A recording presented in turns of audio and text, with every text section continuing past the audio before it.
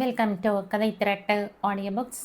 இந்த வீடியோவில் நம்ம என்ன கதை கேட்க போகிறோம்னா, மழைக்கால மனசு கதையின் 4வது பகுதி. நம்ம சேனலை இது வரைக்கும் சப்ஸ்கிரைப் பண்ணாதவங்க சப்ஸ்கிரைப் பண்ணுங்கள்.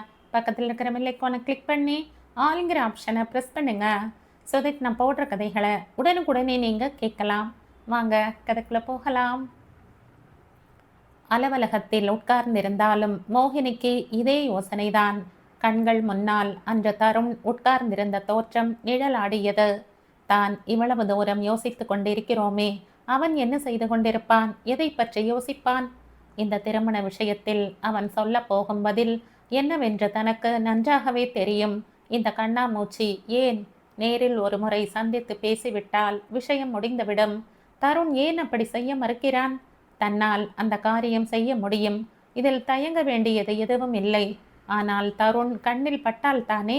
மறுநாள் மாலையிலேயே சென்னைக்கு போய்விட்டான். 2 நாட்கள் கழித்து அவன் திரும்பி வரும் வரையில் வீட்டில் எல்லோரும் கலவரமடைந்து விட்டார்கள்.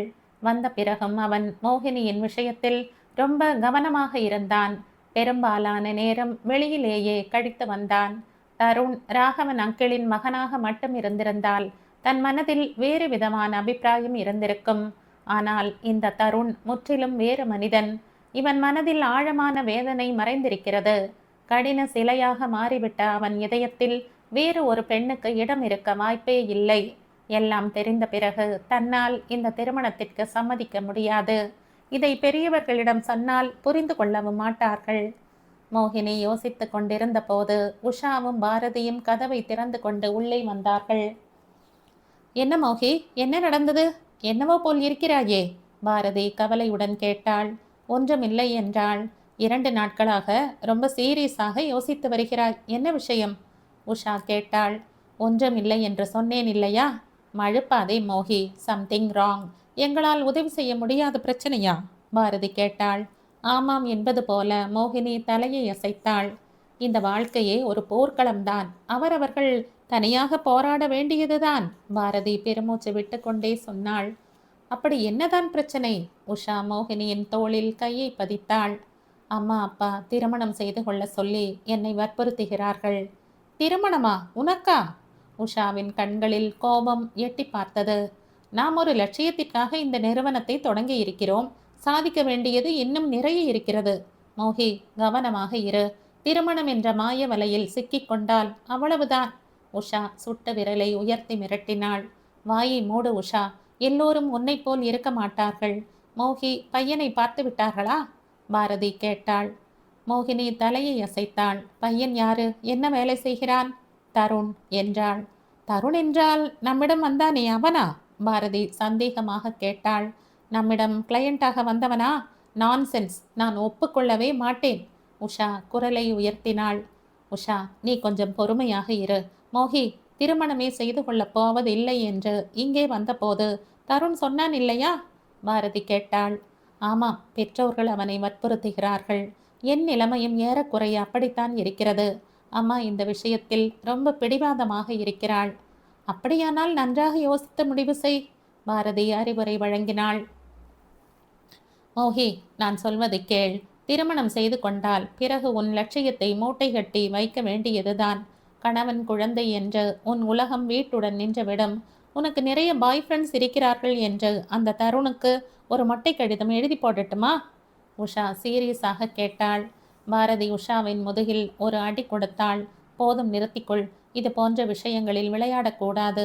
ஓகே மோகி, தைரியமாக இரு. இது உன் தனிப்பட்ட விஷயம். எந்த முடிவு செய்தாலும் சரி. Best of luck. பாரதி உஷாவையும் இழுத்து கொண்டு அறையை விட்டு வெளியேறினாள். உஷாவின் சுபாவம் வித்தியாசமானது.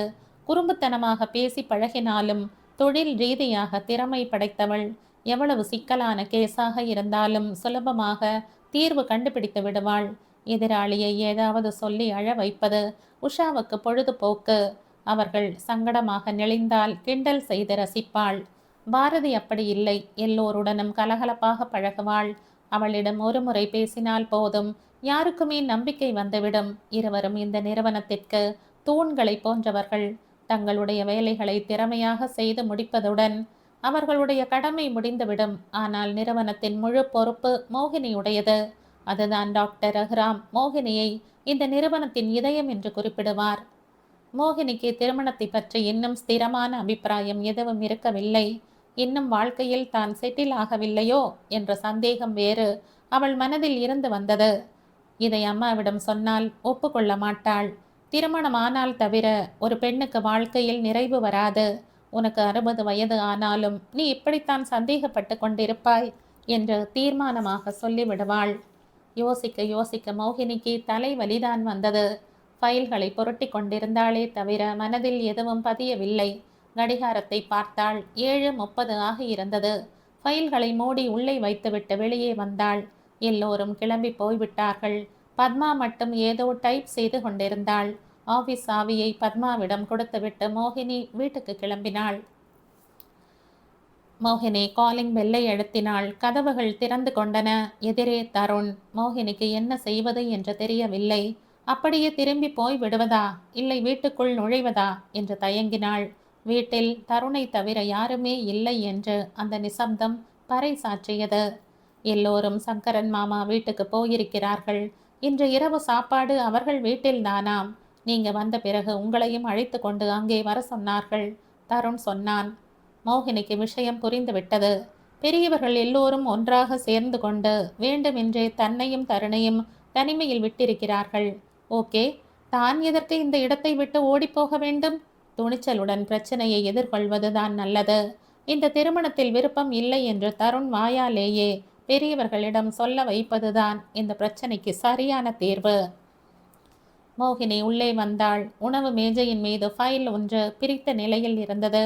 தருண் வேலைக்கு நடுவில் எழுந்து வந்து கதவை திறந்தது போல் பேனா ஃபைல் மீது வைக்கப்பட்டிருந்தது. மோகினி அறைக்குள் சென்று உடைகளை மாற்றிக்கொண்டாள். வீட்டில் நிலவு இருந்த நிசப்தம் என்னவோ போல் இருந்தது.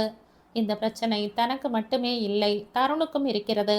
இருவருமாக சேர்ந்து தீர்வை கண்டுபிடிக்க வேண்டும். மோகினி சமையல் அறைக்கு வந்தாள். தருண் உணவு மேஜை அருகில் அமர்ந்து எழுதி கொண்டிருந்தான். மோகினி தனக்காக காஃபி தயாரிப்பதற்காக பாலை அடுப்பில் வைத்தாள். அவனுக்கும் சேர்த்து கலக்க வேண்டுமா என்று தெரியவில்லை.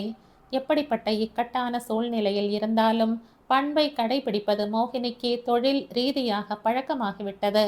அதனால் ரொம்ப இயல்பாக, எனக்காக காஃபி கலந்து கொள்ளப் போகிறேன், உங்களுக்கும் சேர்த்து கலக்கட்டுமா? குரல் கொடுத்தாள். ஓகே என்றான். மோகினி காஃபி கோப்பையை எடுத்து வந்து அவன் எதிரில் வைத்துவிட்டு தன்னுடைய கோப்பையை எடுத்துக்கொண்டு அறையை நோக்கி போகப் போனாள். ஒரு நிமிடம். என்ன விஷயம்? அவன் நாற்காலியை சுட்டி காட்டினான். இப்படி வந்து உட்காருங்கள். நாம் இருவரும் இப்படி கண்ணாமூச்சி ஆடுவதால் எந்த பிரயோஜனமும் இல்லை. பிரச்சனை மேலும் வளர்ந்து கொண்டு போகுமே தவிர தீராது. மோகினி நின்று கொண்டிருந்தாள். ப்ளீஸ் உட்கார்ந்து கொள்ளுங்கள். அவன் குரலில் வேண்டுகோள் தென்பட்டது.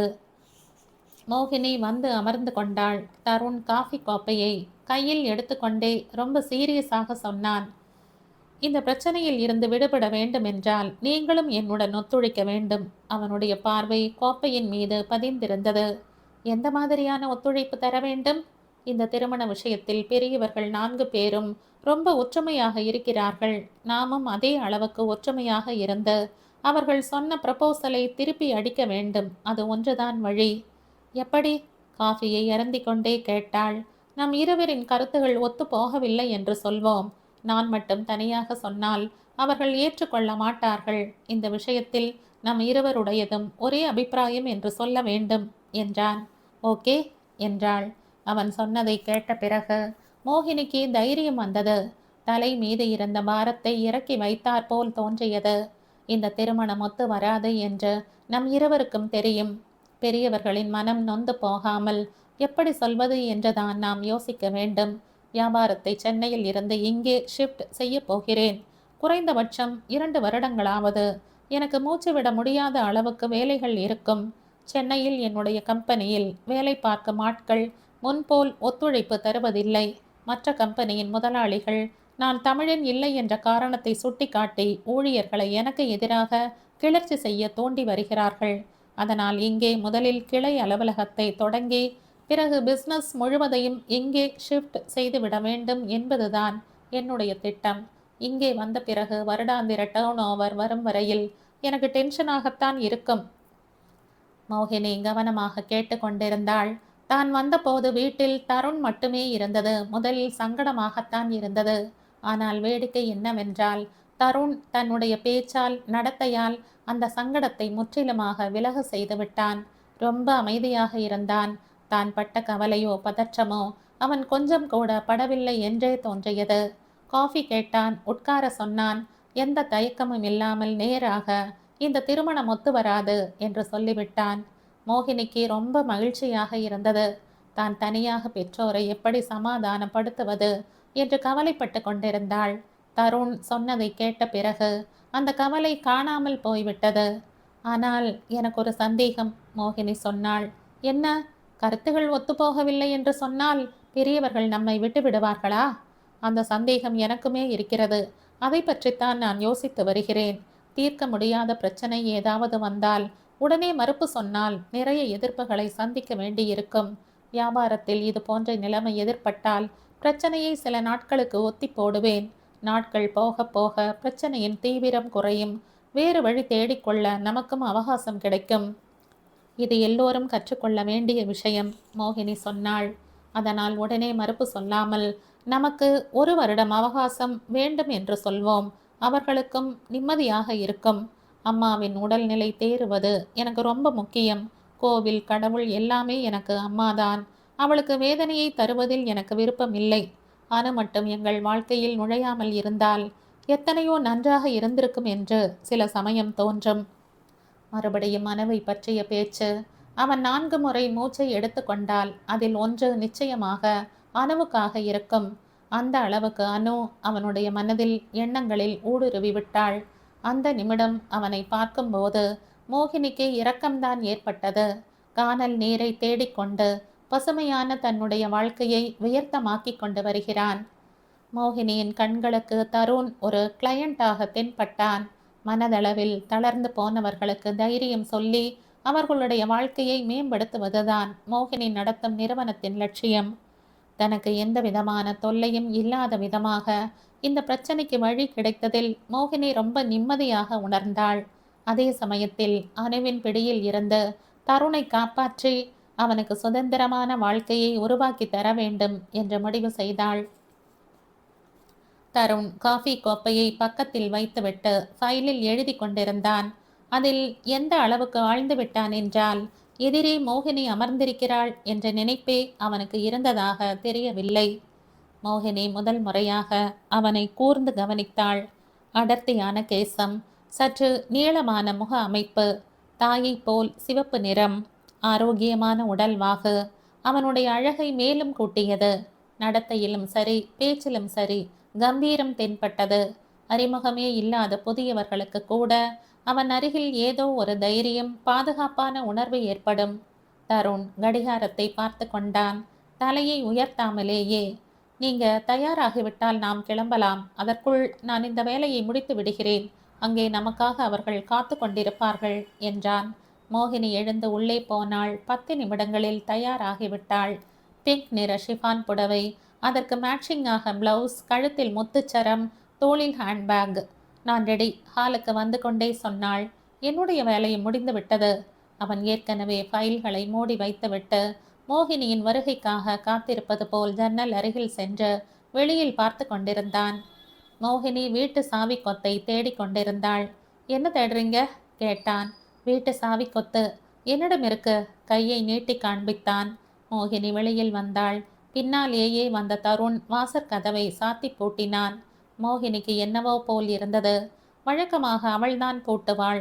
தருண் கார் சாவியை மோகினியிடம் கேட்டு வாங்கி கொண்டு காரை வெளியில் எடுத்தான். மோகினி வந்து அமர்ந்து கொண்டாள்.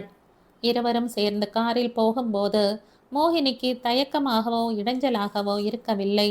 மாறாக இனம் புரியாத சந்தோஷம் ஏற்பட்டது. பக்கத்தில் அமர்ந்திருக்கும் தருண் தனக்கு ஏற்கனவே நன்றாக அறிமுகமானவன் என்ற உணர்வு இவனுக்காகத்தான் தேடிக்கொண்டிருப்பது போல் தோன்றியது. தருண், உனக்கு தெரியுமா, எத்தனையோ ஜென்மங்களாக நான் உன்னை அறிவேன் என்ற வாயை விட்டு சொல்லிவிட வேண்டும் என்ற மனம் துடித்தது. மோகினி சட்டென்று தருண் பக்கம் திரும்பி பார்த்தாள். ஏதோ சொல்ல வந்தது போல் அவள் இதழ்கள் பிரிந்திருந்தன. மோகினி திடீரென்று தன் பக்கம் திரும்பி பார்த்ததை உணர்ந்த தருண் என்னவென்பது போல் பார்த்தான். மோகினி தடுமாறியவளாக பார்வையை தாழ்த்தினாள். ஏதோ சொல்ல வந்தீங்க, என்ன விஷயம்? தருண் கேட்டான். இந்த விஷயத்தை பெரியவர்களிடம் சொல்லப் போவது யாரு? நீங்களா இல்லை நானா? என்னால் சொல்ல முடியும், ஆனால் என்னை விட நீங்க சொன்னால்தான் நன்றாக இருக்கும். எதிர்கேள்வி கேட்க மாட்டார்கள். முக்கியமாக அம்மா சமாதானமாகி விடுவாள் என்றாள்.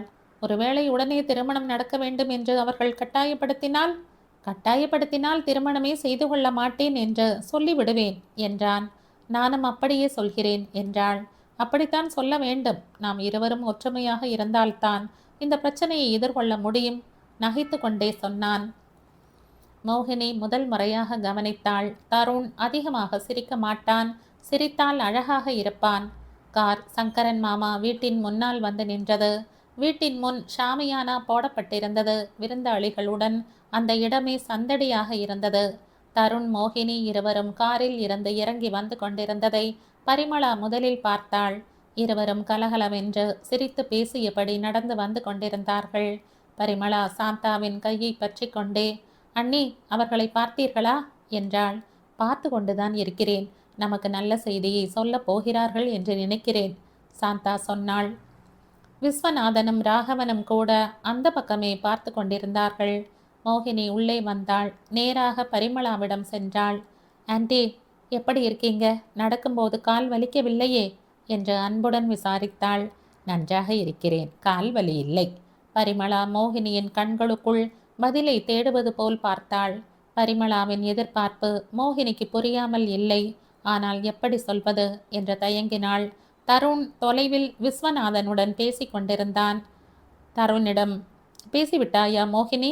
பரிமளா கேட்டுவிட்டாள். ஆ. என்ன முடிவு செய்திருக்கீங்க? 1 வருடம் அவகாசம் வேண்டும் ஆன்டி. இருவரும் கலந்து பேசி இந்த முடிவுக்கு வந்திருக்கிறோம். உண்மையாகவா? பரிமளாவால் மகிழ்ச்சியை அடக்க முடியவில்லை. உண்மைதான் ஆன்டி. வேண்டாம், ஒத்து வராது என்று இருவரும் நினைத்து கொள்ளவில்லையே. ஆஹா. பரிமளாவின் முகத்தில் தெரிந்த சந்தோஷத்தை பார்க்கும்போது உண்மையை சொல்லி அந்த அம்மாளின் மகிழ்ச்சியை காணாமல் போக்க மோகினியின் மனம் ஒப்பவில்லை. என் தங்கமே. பரிமளா மோகினியின் கன்னத்தை வழித்து திருஷ்டி கழித்தாள். நான் இந்த ஊருக்கு வந்தபோது எனக்காக அதிர்ஷ்டம் காத்திருக்கிறது என்று நினைத்து கூட பார்க்கவில்லை. பரிமளா சாந்தா பக்கம் திரும்பினாள். அண்ணி, மோகினி சொன்னதை கேட்டீங்களா என்றாள். சாந்தா தலையை அசைத்தாள். அவள் கண்களிலும் மகிழ்ச்சி வெளிப்படையாக தெரிந்தது. என்னங்க, கொஞ்சம் இப்படி வாங்களேன். பரிமளா கணவருக்கு குரல் கொடுத்தாள். ராகவன் அருகில் வந்தார். மோகினி எவ்வளவு நல்ல செய்தியை சொன்னாள் தெரியுமா? இருவருக்கும் இதில் சம்மதம்தானாம், பரிமளா சொன்னாள். ஆமாம், தருண் இப்பொழுதுதான் என்னிடமும் சொன்னான். இந்த நல்ல செய்தியை கேட்பதற்கு நாம் எல்லோரும் போன ஜென்மத்தில் புண்ணியம் செய்திருக்க வேண்டும், ராகவன் சொன்னார். அதற்குள் சாரதா மாமி அங்கே வந்தாள். அந்த அம்மாளின் கையில் இருந்த தட்டில் லட்டுகள் இருந்தன. கொஞ்சம் ருசி பார்த்து சொல்லு பரிமளா. விருந்தாளிகளுக்கு பரிமாறுவதற்கு முன்னால் நீ ருசி பார்த்து சொன்னால்தான் எனக்கு தைரியமாக இருக்கும். பரிமளாவிடம் தட்டை நீட்டினாள். பரிமளா லட்டை எடுத்து மோகினியின் வாயில் திணித்தாள். என் மருமகள் மோகினி என்று அறிமுகப்படுத்தினாள். அப்படியா, ரொம்ப சந்தோஷம். வாமா, உட்கார்ந்து கொள், சாரதா சொன்னாள். தொலைவில் விஸ்வநாதன் சாரதாவின் கணவரிடம் என்னுடைய மருமகன் என்ற தருணை அறிமுகப்படுத்தி கொண்டிருந்தார். மோகினிக்கு மூச்சு திணறுவது போல் இருந்தது. பரிமளாவின் உறவினர்கள் நிறைய பேர் வந்திருந்தார்கள். பரிமளா எல்லோரிடமும் தருணின் மனைவி என்ற மோகினியை அறிமுகப்படுத்தி கொண்டிருந்தாள். மோகினிக்கு ரொம்ப சங்கடமாக இருந்தது. தருண் பக்கம் பார்த்தாள். அவன் யாருடனோ பேசிக் கொண்டிருந்தான். எந்த உணர்ச்சியும் இன்றி அவன் முகம் வெறுமையாக இருந்தது. தருண் முகத்தை பார்த்த பிறகு மோகினிக்கு தைரியமாக இருந்தது. அதற்கு பிறகு மோகினியின் வாழ்க்கையில் மளமளவென்ற மாற்றங்கள் வந்துவிட்டன. பரிமளா மோகினியை தன்னுடைய மருமகளாக உறவினர்களிடம் அறிமுகப்படுத்திய நேரம் எப்படிப்பட்டதோ தெரியவில்லை. தருண் பக்கத்து உறவினர்கள் அடிக்கடி வீட்டுக்கு வந்து போய்க் கொண்டிருந்தார்கள். மோகினியை தருணின் மனைவி என்று அழைக்க ஆரம்பித்து விட்டார்கள். பரிமளா ஆஸ்பத்திரியில் இருந்து டிஸ்சார்ஜ் ஆகி 3 வாரங்களுக்கு மேலாகிவிட்டது. ஊன்றுகோல்கள் இல்லாமல் நடையை பயில சொன்னார் டாக்டர். மோகினி வீட்டில் இருக்கும்போது பரிமளாவின் கையை பிடித்து கொண்டு நடப்பதற்கு உதவி செய்வாள். திருமண விஷயத்தில் ஏற்கனவே தருணுடன் ஒரு முடிவுக்கு வந்து விட்டதால் பரிமளா மாமியும் தாயும் சேர்ந்து கொண்டு செய்யும் ரகளைக்கு மோகினி பயந்து போகவில்லை. தருண் தனக்கு துணையாக இருக்கிறான், எந்த இடைஞ்சலும் வராமல் பார்த்து கொள்வான் என்று தைரியமாக இருந்தாள். மோகினி நடத்தி வரும் மேரேஜ் கவுன்சிலிங் நிறுவனத்தை பற்றி தருண் பக்கத்து உறவினர்களுக்கும் தெரிந்துவிட்டது. 2-3 பேர் தங்களுடைய பிரச்சனைகளுக்காக நிறுவனத்திற்கு வந்து பேசினார்கள். அவர்களுடைய பிரச்சனைகளுக்கு நல்ல தீர்வு கிடைத்து விட்டதில் மகிழ்ச்சி அடைந்து நிறுவனத்திற்கு பெரிய தொகையை நன்கொடையாக கொடுத்தார்கள். கிளையண்ட்டுகளின் வருகையும் அதன் மூலமாக நிறுவனத்திற்கு வருமானமும் அதிகரித்தது. ஸ்டாஃப்ஸ் முழுவதும் மகிழ்ச்சி அடைந்தார்கள். மோகினியின் வருங்கால கணவனாக, அந்த நிறுவனத்தின் எதிர்கால எஜமானனாக தருணை மதிக்க தொடங்கினார்கள். மோகினியின் பிரமேயம் இல்லாமலேயே இதெல்லாம் நடந்து கொண்டிருந்தது. தருண் இந்த ஊரில் தொடங்க போகும் அலுவலகத்திற்காக மோகினியுடன் சேர்ந்த இடம் தேடினான். உஷாவின் சித்தப்பா பஞ்சாரா ஹில்ஸ் ஏரியாவில் பெரிய வீடு கட்டிவிட்டு மகனிடம் தங்குவதற்காக வெளிநாட்டுக்கு போய்விட்டார். வீட்டை நன்றாக வைத்து கொள்பவர்களாக இருந்தால் பார்த்து சொல்லு என்று சித்தப்பா போனில் நச்சரித்து வருகிறார். தருண் ஆபீஸுக்கு ஏற்ற கட்டிடம், உஷா மோகினியிடம் சொன்னாள். அந்த சமயத்தில் தருண் சென்னையில் இருந்தான். மோகினி போன் செய்து உஷா சொன்ன விவரங்களை தெரிவித்தாள். வீட்டு சொந்தக்காரர் வெளிநாட்டில் இருக்கிறார், எந்த பிரச்சனையும் இருக்காது என்றாள். ஆபீஸுக்கு வேண்டிய விவரங்களை ஏற்கனவே உன்னிடம் சொல்லி இருக்கிறேன், வீட்டை பார்த்து நீயே முடிவு செய்துவிடு, தருண் சொன்னான். நானா? எனக்கு என்ன தெரியும், நீ வந்து பார்த்த பிறகு முடிவு செய்யலாம் என்றாள். எனக்கு உன் மீது நம்பிக்கை இருக்கிறது, என்னால் இப்பொழுது உடனே வர முடியாது, வேலை நிறைய இருக்கிறது. இங்கிருந்து எவ்வளவு சீக்கிரம் ஆபீஸை ஷிஃப்ட் செய்ய முடியுமோ அவ்வளவு நல்லது என்று யோசித்து வருகிறேன். ஆனால் தருண், மோகினி ஏதோ சொல்ல போனாள். ப்ளீஸ் மோகி, எனக்கு என்ன வேண்டுமோ உனக்கு நன்றாக தெரியும், என் சார்பில் நீயே முடிவு செய்துவிடு, எத்தனை மாதம் அட்வான்ஸ் வேண்டுமோ கேட்டு சொல், செக் அனுப்பி வைக்கிறேன். தருண், நான் ரொம்ப பிஸியாக இருக்கிறேன், வீடு வசதியாக இல்லை என்றால் பிறகு நிதானமாக வேறு இடத்தை பார்த்து கொள்ளலாம், வேலை நடுவில் இருக்கிறேன், என்னை விட்டுவிடு என்று சொல்லிவிட்டு போனை வைத்து விட்டான். தருண் நிறுவப் போகும் ஆபீஸுக்காக இடத்தை தேடுவது, விளம்பரம் கொடுப்பது, வீட்டுக்கு வந்து போகும் தருணின் உறவினர்களை உபசரிப்பது மோகினிக்கு தெரியாமலேயே வாழ்க்கையின் ஒரு பகுதியாக மாறிவிட்டது. இந்த நேரத்தில் தான் இருவருக்கும் இடையே ஒருமையில் அழைத்து கொள்ளும் அளவுக்கு நெருக்கம் ஏற்பட்டது. பரிமளாவை அத்தை என்றும் ராகவனை மாமா என்றும் அவர்களுடைய விருப்பத்திற்கு இணங்கி அழைக்க தொடங்கினாள். சாந்தா ஏதாவது வேலையாக வெளியில் போயிருந்தால் மோகினி தருண் வருவதற்குள் சமையல் செய்து வைத்திருப்பாள். அவன் வந்ததும் இருவரும் சேர்ந்து சாப்பிடுவார்கள். தருணின் வியாபாரத்தை பற்றி, மோகினியின் நிறுவனத்தை பற்றி பேசிக்கொண்டே சாப்பிடுவது வழக்கமாகிவிட்டது. மோகினிக்கு நல்ல துணை கிடைத்து விட்டார் போல் இருந்தது. நல்ல நண்பனுக்கு இலக்கணமாக தருண் இருந்தான். சொல்லாமலேயே எதிராளியின் கஷ்ட சுகங்களை புரிந்து கொண்டு அதற்கு ஏற்றாற்போல் நடந்து கொள்வான். யாரிடமும் சண்டை போட மாட்டான். சண்டை போடுவதால் நேரமும் சக்தியும் விரயமாவதை தவிர வேறு எந்த பிரயோஜனமும் இல்லை என்பான். நமக்கு வேண்டியவர்கள் நம்மை புரிந்து கொள்ள வேண்டும் என்று நினைத்தால் எடுத்து சொல்லி புரிய வைக்க முயற்சி செய்யணும். வீட்டு சொந்தக்காரன் வாடகை அதிகமாக கேட்டான் என்று அவனை ஒரு கொள்ளைக்காரனாக உருவகப்படுத்துவது சரியில்லை.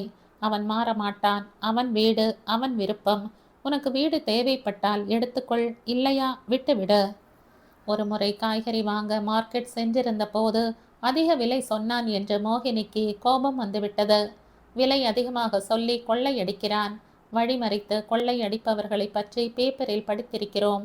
இப்படிப்பட்ட பகலில் கொள்ளையடிப்பவர்களை பற்றி யாருமே கவலைப்பட்டதாக தெரியவில்லை. ஆவேசமாக சொன்னாள். யார் என்ன சொன்னாலும் இந்த சிஸ்டம் மாறாது. வாழ்க்கையே ஓட்ட பந்தயமாகிவிட்டது. நாம் ஆவேசப்படுவதில் பிரயோஜனம் இல்லை. தருண், நீயும் இப்படி பேசுவது எனக்கு பிடிக்கவில்லை. யாராவது இதை மாற்ற முயற்சி செய்ய வேண்டாமா? மோகினி கோபித்து கொண்டாள். ஓகே, நானும் ஒப்புக்கொள்கிறேன். அப்படி செய்வதாக இருந்தால் வாழ்க்கையின் மீது இருக்கும் பற்றை நாம் விட்டுவிட வேண்டும். சுண்டெலியால் ஆலமரத்தை வீழ்த்த முடியுமா? எத்தனை ஆயிரம் சுண்டெலிகள் ஒன்றாக சேர்ந்தால் ஒரு ஆலமரத்தை வீழ்த்த முடியுமோ யோசித்து பாரு என்றான். உண்மைதான் என்று மோகினிக்கு தோன்றியது. தருணிடம் தனித்தன்மை இருந்தது. வாழ்க்கையை பற்றி முழுவதுமாக புரிந்து கொண்டிருக்கிறான். வாழ்க்கையிடம் அவனுக்கு எந்த விதமான பிரம்மைகளும் இல்லை. அணுவை சந்திக்க வேண்டும் என்ற தவிப்பை தவிர. மோகினி அறியாமலேயே அணுவை பற்றிய நினைவு அடிக்கடி வந்து கொண்டிருந்தது. தருண் நிறுவனத்திற்கு வந்தபோது சொன்னதை தவிர மறுபடியும் ஒரு நாளும் அனுப்பற்றி பேசவில்லை. நாளுக்கு நாள் மோகினிக்கு தருணிடம் அபிமானம் ஏற்படத் தொடங்கியது. அவனுடைய தனித்தன்மை புரிந்த பிறகு அவனை விரும்பாமல் அவளால் இருக்க முடியவில்லை.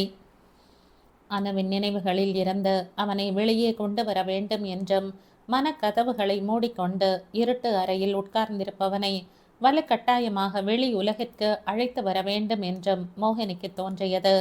அவளையும் அறியாமல் அவள் மனதில் இந்த விருப்பம் பலமாக படிந்துவிட்டது. அவனை திருமணம் செய்து கொள்ள போவதில்லை, அது வேறு விஷயம். அவன் அணுவின் நினைவுகளில் இருந்து விடுபட்டு திருமணம் செய்து கொண்டு மனைவி குழந்தைகளுடன் மகிழ்ச்சியாக இருக்க வேண்டும். தருணை ரகுராமிடம் அனுப்ப முடிவு செய்தாள். தருணிடம் சொன்னபோது எதுக்கு என்றான். அவன் முதலில் மோகினியின் நிறுவனத்திற்கு சென்றது தாய்க்கு எடுத்து சொல்லி சமாதானப்படுத்த வேண்டும் என்றுதான் அது நடந்தேறிவிட்டது. 1 வருடம் வரையில் திருமணத்தை பற்றி பேசப் போவதில்லை என்று முடிவாகிவிட்டது. மோகினியிடம் முன்னாடியே விவரமாக பேசிவிட்டதால் இந்த திருமண பேச்சு தன்னை கட்டுப்படுத்துமோ என்ற பயமும் இல்லை. ஒரு முறை டாக்டர் ரகுராமை சந்தித்து விட்டு வா ப்ளீஸ் என்றாள். எதற்கு சந்திக்க வேண்டும், காரணத்தை சொல்லு, இரட்டிப்பது போல் கேட்டான். நீ அவரிடம் போய் பேசிவிட்டு வந்தாயானால் என்னால் உன்னை இன்னும் நன்றாக புரிந்து கொள்ள முடியும். இப்போ நீ என்னை சரியாக புரிந்து கொள்ளவில்லையா? எந்த விஷயம் புரியவில்லையோ என்னிடம் நேராக கேள், பதில் சொல்கிறேன். தருண் ப்ளீஸ், அவர் பெரிய மனநல மருத்துவர், அனுபவம் நிறைந்தவர். உனக்காக அவரிடம் அப்பாயின்மெண்ட் வாங்கி இருக்கிறேன், போய் பார்த்துவிட்டு வா. என்னிடம் ஏன் கேட்கவில்லை? அவன் முகம் ரொம்ப சீரியஸாக மாறியது. நீ போய்த்தான் ஆக வேண்டும் என்றாள். அதை முடிவு செய்ய வேண்டியது நான் தான், நீ இல்லை, கச்சிதமான குரலில் சொல்லிவிட்டு வேகமாக வெளியேறிவிட்டான். அன்று முழுவதும் மறுநாளும் தருண் மோகினியின் கண்ணில் படவே இல்லை. மோகினிக்கு ரொம்ப வருத்தமாக இருந்தது. தன் மீது தனக்கே கோபமும் வந்தது. முகத்தில் அடித்தாற்போல் எவ்வளவு கடினமாக சொல்லிவிட்டான். அதை முடிவு செய்ய வேண்டியது நான் தான், நீ இல்லை. கோபம் கலந்த குரலில் அவன் சொன்ன வார்த்தைகள் காதில் மறுபடியும் மறுபடியும் ஒலித்து கொண்டிருந்தன. ரகுராம் அங்கிளுக்கு என்ன பதில் சொல்வது? இந்த விஷயம் தெரிந்தால் பொறுப்பான பதவியில் இருந்து கொண்டு எதிராளியின் விருப்பு வெறுப்புகளை பற்றி தெரிந்து கொள்ளாமல் இப்படி எல்லையை மீறி முடிவு செய்யலாமா என்று தன்னை கடிந்து கொள்ள மாட்டாரா? மோகினிக்கு சாப்பிடவும் பிடிக்கவில்லை. யோசித்து யோசித்து தலைவலிதான் வந்தது. தருண் கோபித்து கொண்டு விட்டாற்போல் கண்ணிலேயே படவில்லை. தான் அப்படி செய்திருக்க கூடாது, உண்மைதான். அவன் மீது அதிகாரம் செலுத்த வேண்டும் என்ற எண்ணத்தில் அப்படி செய்யவில்லை. அவனுக்கு உதவி செய்ய வேண்டும் என்ற தவிப்பு. நிறைவான வாழ்க்கையை அனுபவிக்க வேண்டியவன் மனதளவில் ஒரு சந்நியாசியாக வாழ்ந்து வருகிறான். அவனுடைய புத்திசாலித்தனம், அழகு, ஆரோக்கியம் எல்லாவற்றையும் அந்த அணு பாழடித்து கொண்டிருக்கிறாள். தன் கண் முன்னால் தருண் வாழ்க்கை நாசமாவதை மோகினியால் சகித்து கொள்ள முடியவில்லை. இதை எப்படியாவது சரி செய்ய வேண்டும். இது என்னுடைய தொழில் தர்மம். யாரும் என்னை தடுக்க முடியாது. மோகினிக்கு ஆவேசம் பொங்கிக் கொண்டு வந்தது. ஆனால் உடனே சோர்வு வந்து அவளை ஆட்கொண்டது. தான் ஒரு விஷயத்தை முற்றிலும் மறந்து போய்விட்டாள். கிளையண்ட்டுக்கு விருப்பம் இருந்து ஒத்துழைப்பு தந்தால்தான் உரிமையை எடுத்துக்கொள்ள முடியும். கிளையண்ட்டுக்கு இஷ்டம் இல்லை என்றால் தன்னால் எதுவும் செய்ய முடியாது. மோகினி உணவு மேஜையின் முன்னால் உட்கார்ந்து கொண்டாள். தருண் இந்த வேளையும் வீட்டுக்கு வரவில்லை. அத்தையும் மாமாவும் உறங்கிக் கொண்டிருந்தார்கள். அப்பாவும் அம்மாவும் தெரிந்தவர்கள் வீட்டில் ஏதோ விசேஷம் என்பதால் வெளியில் போயிருந்தார்கள். அதற்குள் போன் மணி ஒலித்தது. மோகினி தன்னையும் அறியாமல் கையை நீட்டி போனை எடுத்தாள். ஹலோ, வெறுமை நிறைந்த குரலில் சொன்னாள். ஹலோ மோகினி. மறுமுனையில் டாக்டர் ரகுராம் குரல் கேட்டது. மோகினி திடுக்கிட்டாள். இன்னைக்கு நீ சொன்ன கிளையண்ட் வரலையே என்று அவர் கேட்டால் என்ன பதில் சொல்வது? ஐ எம் சாரி சார் என்றாள். எதற்கு மோகினி? தருண். மேற்கொண்டு பேசுவதற்கு வாயில் வார்த்தை வரவில்லை. தருண் விஷயத்தில் நீ சாரி சொல்வானேன்?